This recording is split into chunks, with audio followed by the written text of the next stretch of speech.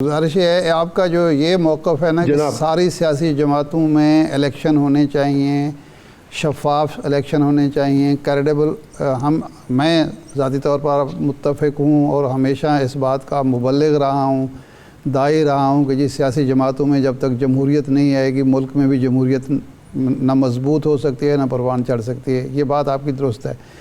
हामिद ख़ान साहब ने आज ये कहा कि जनाब हमारे भी ऐसे ही इलेक्शन हुए हैं जिस तरह बाकी सियासी जमातों में होते हैं, और आपका भी आलमोस्ट यही मौक़िफ़ है कि सब जमातों में ऐसा होता है। लेकिन मेरा जो पॉइंट है वो ये है कि इस वक्त 20 दिनों में अगर सारे लोग जो कोई जेलों के अंदर है और कोई जो है वो बाहर छुपा हुआ है, ये सारे लोग एक जगह इकट्ठे होते हैं और सारी गिरफ्तारियाँ हो जाती, तो उसके बाद शफाफ इलेक्शन हो जाते पार्टी के। देखिए, सबसे पहले जो पहला पार्ट था कि वो कहते हैं कि जी हमने हमारे वही इलेक्शन है जैसे कि बाकी जमातों में। मुझे बड़ा अफसोस हुआ, दुख हुआ ये सुन के कि इन्होंने ऐसा बयान दिया है जिस तरह आप कह रहे हैं, क्योंकि जो देखिए हमारे लिए पॉलिटिकली स्पीकिंग पीपल्स पार्टी और मुस्लिम लीग नून रोल मॉडल नहीं थे। तो क्या आप ये कहना चाह रहे हैं कि आज हम वो हमारे रोल मॉडल है, हम उनके नक्शे कदम पे चल पड़े? तो फिर पीटीआई बनाई क्यों थी? पीटीआई बनाने की जरूरत क्या थी? आप उनमें से किसी एक रिवायती सियासी जमात का हिस्सा बन जाते, अब वही तरीके अपनाते। देखिए ना, ये तो basically it hits the core of why PTI was formed and came into existence, कि हमने वो काम नहीं करना, हमने एक नई सियासत की बुनियाद रखनी है, हमने इस पार्टी को इदारा बनाना है, एक जमहूरी ट्रांसपेरेंट अकाउंटेबल। ये हमारे बुनियादी आइन में लिखा है, जिसके ड्राफ्ट करने की कमेटी में मैं भी था और भी कुछ लोग थे, थोड़े से लोग थे।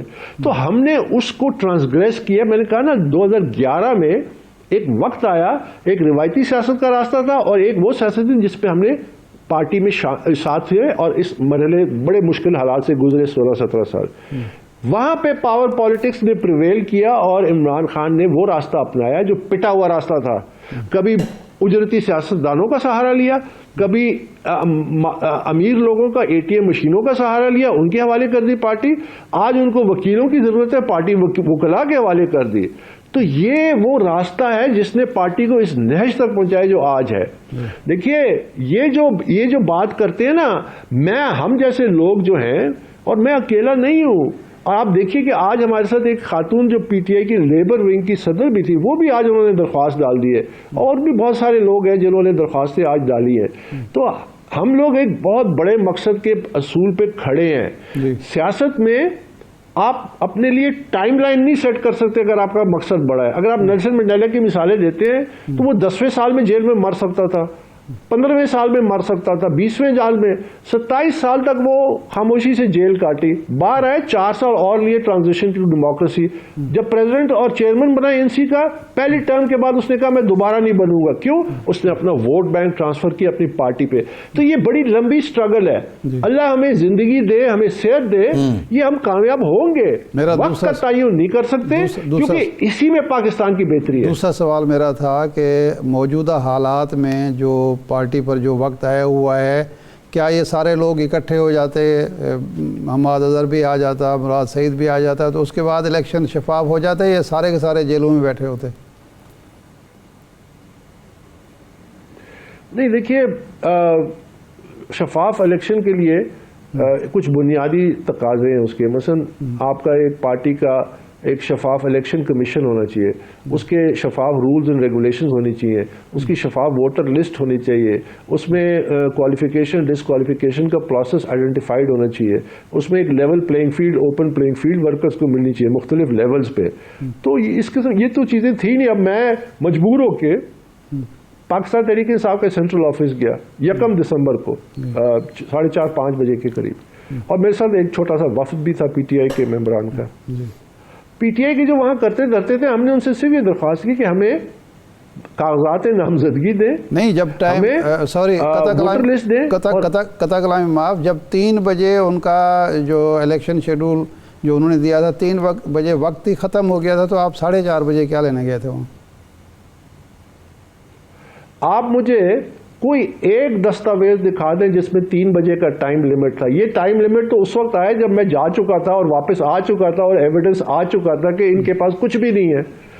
ये 3 बजे का कोई टाइमलाइन बता दें इनकी वेबसाइट पे, कोई दस्तावेज में, कि जहां उन्होंने लिखा था कि अच्छा चले मैं 3 बजे की टाइम लेट हो गया, लाखों मेंबरों में एक शख्स भी नहीं था जिसने कागजात नामजदगी लिए और जमा कराए हो। नहीं, आप मुझे एक पार्टी का मेंबर बता दें। कोई जरूरी नहीं है ना। मुस्लिम लीग में पूरे पाकिस्तान में मुस्लिम लीग में भी किसी ने कागजात जमा नहीं कराया। उनके 6 उम्मीदवार जो हैं वो इसी तरह देखिए सर, मैं आपको मिसाल दे रहा हूँ 2013 की इलेक्शन की, पीटीआई की, हजारों मेंबरों ने उसमें हिस्सा लिया, क्योंकि उसमें फिर भी कोई प्रोसेस आइडेंटिफाइड था, नामजदगी थी, इलेक्शन में हिस्सा लेने का मौका दिया गया, उसमें बड़े मसाइल थे, फिर जस्टिस वजी आए एज ए ट्राइब्यूनल बना के। लेकिन यहाँ तो इलेक्शन, जब पीटीआई का मरकजी दफ्तर का नुमाइंदा जो हमारे सामने खड़ा है, जो कैमरे में रिकॉर्डेड है, जो हमने आज सबूत के तौर पर इलेक्शन कमीशन में पेश किया, जब मैंने उनसे ये गुजारिश की जी हमें 3 चीजें चाहिए, उनका जी बाबर साहब ये चीजें है ही नहीं, एग्जिस्ट ही नहीं करती, हम आपको कैसे दें, ये तो महज कागजी कार्रवाई है, ये तो महज इलेक्शन कमीशन के उनको पूरा करने के लिए वही लोग दोबारा नॉमिनेट। अकबर साहब ये डॉक्यूमेंटेड है जी, सही है, ये डॉक्यूमेंटेड है। अकबर साहब एक ये बताइएगा, आपकी जमात में किसी को शामिल करने या निकालने का क्राइटेरिया क्या है? आपके बारे में पीटीआई के लोग ये भी कहते हैं कि सदर अलवी जब सेक्रेटरी जनरल थे 2012-13 में, तो उस वक्त आपको पार्टी से देश निकाला दे दिया गया था। तो क्या आप आज भी पीटीआई के मेंबर हैं? और अगर आप मेंबर हैं तो उसके आईनी और कानूनी शवाहिद जवाज़ क्या हैं? अच्छा, इत्तेफाक की बात है, मुझे तो नहीं पता था कि आज सुबह इलेक्शन कमीशन में पीटीआई की वो हेयरिंग हो रही है, जहां उन्होंने एक दरख्वास्त ये भी दी थी कि अकबर बाबर इंट्रा पार्टी के हवाले से आपका दरवाज़ा खटखटाएगा, आप उसके लिए दरवाज़ा ना खोलना, यानी उसकी जो एप्लीकेशन है उसको एंटरटेन ना करना, जिस पे रिएक्शन मीडिया की रिपोर्ट्स के मुताबिक चीफ इलेक्शन कमिश्नर का ये था। अभी तक दरखास्त आई नहीं है, आप पहले से कह रहे हैं कि उसको एंटरटेन ही ना करें क्योंकि वो मेंबर नहीं है, उनके मेंबर वो आने तो दें। आप अंदाजा लगाइए बौखलाहट का। अब मुझे तो नहीं अंदाजा था कि ये होने जा रहा है, लेकिन मैंने जो आज दरखास्त जमा कराई है, कंप्लेंट जो की है, उसमें ये इलेक्शन कमीशन का फैसला है मई 2017 का, उसमें इस्लामाबाद हाईकोर्ट के सिंगल बेंच का फैसला है, ये जस्टिस मोहसिन अख्तर कियानी का, उसमें डबल बेंच अथर मिनल्ला और एक और जज साहब थे, उनका फैसला है। तो ये 3 जुडिशल फोरम में, अल्लाह का करम देखिए कि मैं बड़ी यूनिक पोजीशन में हूँ as a member of PTI, कि ना सिर्फ मैं फाउंडिंग मेंबर हूँ बल्कि 3 जुडिशल फोरम ने मेरी मेंबरशिप को रेटिफाई किया है। तो आपके ख्याल में ये जो तमाम दावे करते हैं, ये खुला कंटेम्प्ट ऑफ कोर्ट नहीं है, ये खुला ये बात नहीं है कि क्या उन जजेस ने, मसलन जस्टिस सदार रजा ने, जब आप ये कह रहे हैं और 4 मेंबरान अकबर साहब आप पार्टी के मेंबर हैं, आपके बकौल हम मान लेते हैं, पार्टी 9 अप्रैल से लेकर इस साल मेरे बकौल नहीं,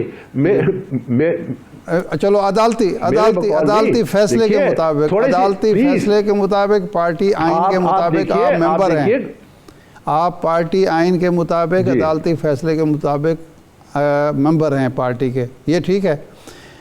ये 1.5 साल से आपकी पार्टी जो है वो एक शिकार है दबाव का, और आपके मेंबरान इनके बकौल हज़ारों की तादाद में मेंबर अंदर हैं। किसी मौके पर आप पार्टी के साथ खड़े हुए हैं? जी बिल्कुल मैं हुआ हूँ, और मेरे प्रोग्राम्स रिकॉर्डेड हैं, जिसमें मसलन मैं आपको मिसाल देता हूँ, बड़े पाकिस्तान के मतलब सहाफ़त के क्रेडिबल जर्नलिस्ट में से तलत हुसैन का एक नाम है, जो असूलों पे, मेरे नज़दीक, मेरी राय में, उन्होंने असूलों पे खड़े रहे हैं, उन पे बुरा वक्त भी आया फिर भी असूल नहीं छोड़े, सोशल मीडिया में चले गए, उनको बाकायदा निकाला गया। देखिए ये जो पीटीआई का दौर था हुक्मरानी का, अब मैं आपके सवाल का जवाब भी देता हूँ, इसमें बड़ा जुल्म हुआ, मुझ जैसों पे जुल्म हुआ, मैंने अपने जुल्म की दास्तान सुनाई नहीं है। ठीक, ये मेरा घर है, जो मेरे साथ हुआ, मेरे घर के बाहर फायरिंग, मुझे कत्ल करने की धमकियां, मुझ पे जाली मुकदमात, मेरे साथ क्या नहीं हुआ। और उस वक्त की जो एस्टैब्लिशमेंट थी, जो बार बार मुझ पे बोझ डालते थे कि केस वापस ले लो, जो कि इमरान खान कहता था ये वो एस्टैब्लिशमेंट है जो सबसे ज्यादा डेमोक्रेटिक एस्टैब्लिशमेंट है, इससे ज्यादा डेमोक्रेटिक कोई नहीं है। जब तक उसके पास वो पावर था, उनकी तौफीक, वो सबसे अच्छे थे, जब वो पावर निकल गया वो सबसे बुरे हो गए। मैं आपको एक आखिरी बात कहना चाहता हूँ, याद रखिए कि ये जो जुल्म है, ये हमारे कुरान मजीद में लिखा है कि जालिम जब जुल्म करता है तो बराबर जुल्म का हकदार है। मैं इसको रैशनलाइज नहीं कर रहा, और कहता है अगर आप माफ कर दें तो बेहतर है। ये कुदरत का निजाम है, आप जब जुल्म करेंगे आपके साथ भी, ये हमारे कुरान मजीद में लिखा